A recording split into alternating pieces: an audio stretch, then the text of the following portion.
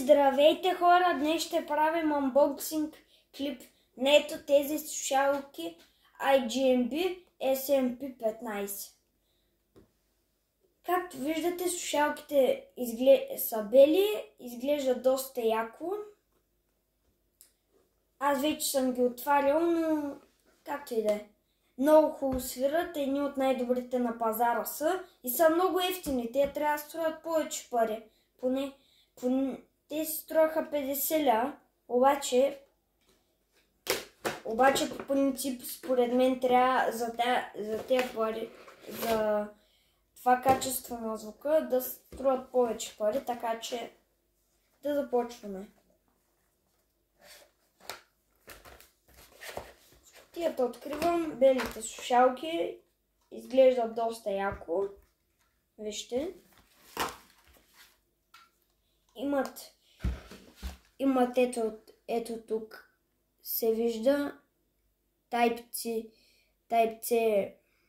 USB за зареждане. Отдолу има букса, за да си вкарате кабелчето, с което да, ако играете игри, да си го включите. Те като цяло са геймърски слушалки. Не е нещо,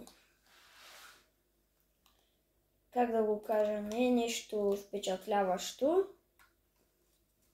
После мога и да покажа и другите слушалки, които имам. Вижте тук. Ето тук горе е копчето за включване. Нека ги включим.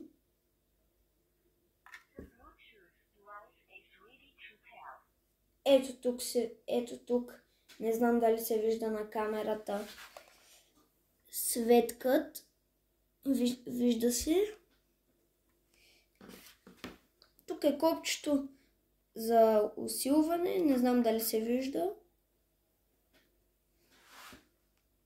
Ето тук, копчето хем за усилване, хем може, ако го задържите, да смените на следващата песен или на предишната. Ето това копче се намаля звука и ако го задържите, се сменя на предишната песен. Това копче, като го натиснете, спирате песента на пауза или там каквото гледате. Но ето това копче най-много ме впечатли. Защото като го натиснеш като го натиснеш един път и пускаш радиото. Като следващия път го натиснеш бутута. Това нещо не съм го очаквал от тези слушалки. Какво да кажа друго? 20 мм говорител имат. Не знам дали се вижда. Ето го. 20 мм. Така.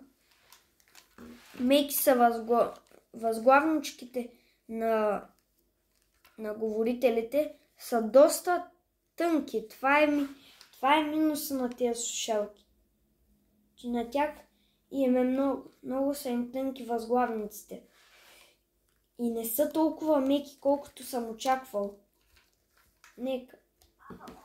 Вижте, като ги сложа, въобще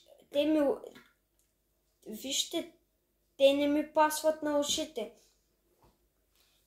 Те направо ми залепват на възглавницата. Така че това е малък минус към слушалките. Тук отгоре възглавничката, да, много е дебела, но ми се искаше да е малко по-мекичка. Тя също сега се е мека, вижте, като го пипна. Но не е това, което съм очаквал. Ето тук може да си придърпате говорителя. Ето да станат по-дълги слушалките. Но минусът е, че когато ги купих, едното много по-трудно се издърпва и се чува повече, отколкото другото. Вижте това. Вижте това. Не е добре. Само това е хубавото, че ето тук, не знам дали се вижда, има метър, че се едно. Метър. Все едно. И аз си го слагам винаги ето така, защото ми е най-добре.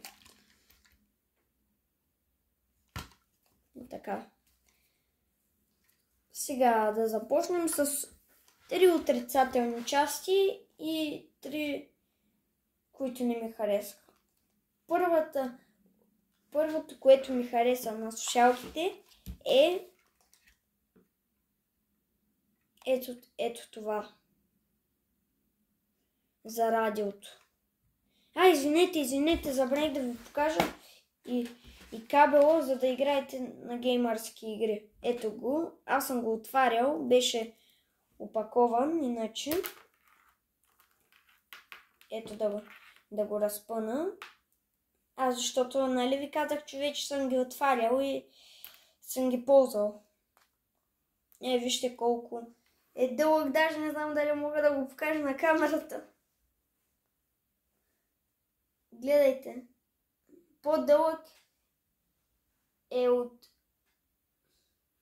Не може да се види на камерата целия. Да. Сега нека го сложим.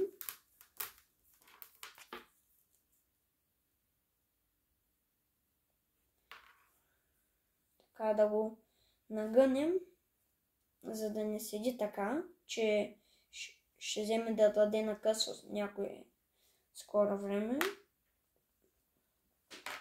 Слагам го ето тук. Ето тук. Опа. Тук ми падна камерата. Ето тук го слагам.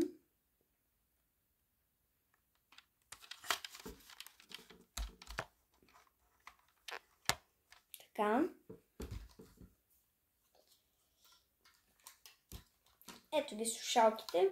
Първия плюс е ето това. Радиото, което може да се пуска. Втория плюс е, че на слушалките, по принцип на старите ми нямаше, има и такова копче, за което да пускаш, което си пусна от клипче и да го спираш. Пускаш, спираш. Това е хубавото. И третото хубаво е, аз казах, че не ми харесва, че това не е много меко, но пак става. Това е също добро нещо. Вижте. Не знам дали се вижда. Не заради кафявата ми коса не се вижда. И третото е... Не трябваше това да събори, само беше като бонус. Ето го третото, че жака за зареждане е Type-C, което е доста добре. По принцип на старите ми слушалки беше друга букса и тя рядко се намира и не можех да я намеря. И почти не можех да ги използвам, но миналите ми слушалки имаха... Аз забравих нещо да кажа важно за слушалките, че имат гаранция 5 часа да се използват, 5-6 часа ако е на 100%, че може би и повече, но миналите ми слушалки, те бяха... Не знам как да ги обясна. Бяха черни и бяха много по-слаби от тези. Обаче миналите имаха 20 часа 20 часа можеха да работят, което беше един бонус. И сега гадната част, възглавничките не са меки.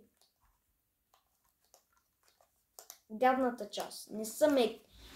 Втората гадна, че едното по-лесно се прави, отколкото другото.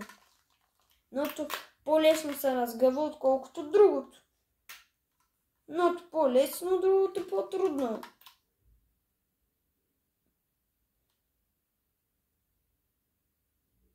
И така. Чао!